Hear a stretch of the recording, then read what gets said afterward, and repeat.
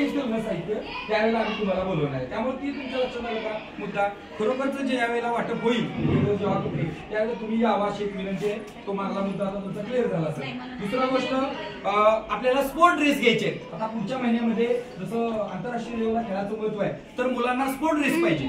Sport dress म्हणजे काय running, धावणे, लांब उडी, गोळा फेक, थाळी फेक. आता क्रिकेट ह्याला किती महत्व आहे सांगा खेळाला, खो खो, कबड्डी.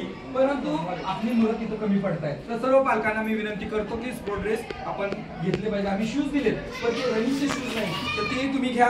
त्यानंतर विद्यार्थ्यांच्या स्पर्धा परीक्षा आता सर आम्ही मंथन जरी खाजगी परीक्षा असली त्याला परवानगी शासनाने नाही तरी मंथनला यंदा किती लागले नाही की कुठल्या रँकला लागली आपली मुलगी राज्यस्तरावरती तिला उद्या बक्षीस वितरण आहे रविवार असला तरी कार्यक्रम.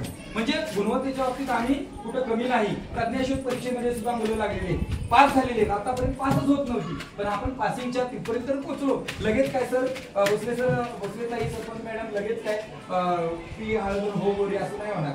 लगेच स्पर्श केला की लगेच सोनं होईल असं नाही. तर परिवर्तनशील गुणवत्ता असते आणि तुमच्या पालकांचं आम्हाला मदतीची गरज आहे. सुलेखन मग सुलेखनाचा उपक्रम आम्ही प्रत्येक शिक्षक भाव पडून इतर सांगतोय परंतु आम्हाला पालक वर्गाकडून म्हणावं तितकं. सगळे पालक चांगले आता सविताची मम्मी मोरेताई या सतत पालक ते येतात. मिलिंद पवार सर, शेलारताई असतील, भोसलेताई आहेत, आभासू सोनवले असतील. मात्र हे जर पालक सोडले तर इतर पालकांची जी तुम्ही आता जे विद्यार्थी तुम्हाला दिसले आम्ही 35 पत्र दिली. आता किती पालक आले म्हणजे एवढे लोक जागरूक आहेत का नाही ते तुम्ही ठरवा. मग तुम्ही काय करा गाव स्तरावर एक मीटिंग घ्या आणि त्या मीटिंग मध्ये सांगा की विद्यार्थ्यांच्या प्रगतीकडे तुम्ही तितकंच जबाबदार. आम्हाला तसं म्हणता तुम्ही पाढे पाठांतर करताना तुम्ही विचारलं परंतु आमच्या अभ्यासक्रमात पाठांतराला महत्व द्यायचं नाही, टक्केवारी सांगायची नाही, मुलं आत्महत्या करायला लागली. तर त्या दृष्टिकोनातून मुलांना गुणाकार रूपात पाढा करून तो गुणाकार द्यायचा.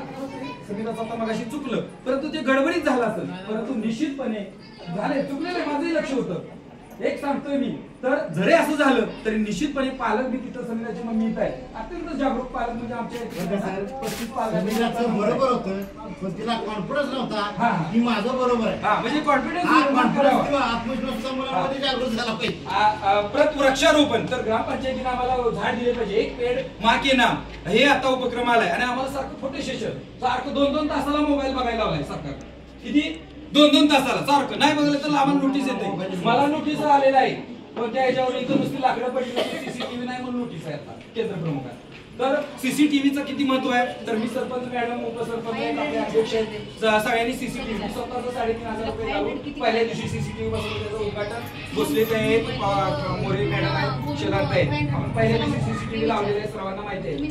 तर ते प्रश्न आमचा सोडवावा. दुसरं गोष्ट म्हणजे वृक्षारोपण तर तुम्ही आम्हाला झाडं पुरवा किंवा तुम्ही स्वतःच एक झाड